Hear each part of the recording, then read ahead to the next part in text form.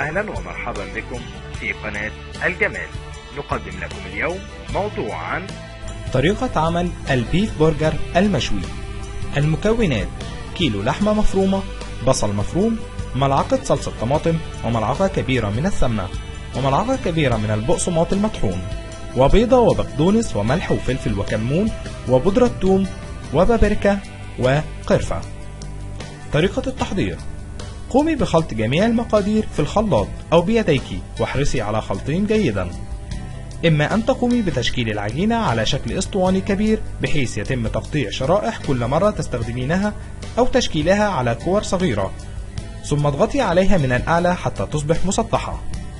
اتركيها في الثلاجة لمدة ساعة. ضعيها على الشواية حتى تحمر من الأسفل ثم اقلبيها على الجهة الأخرى.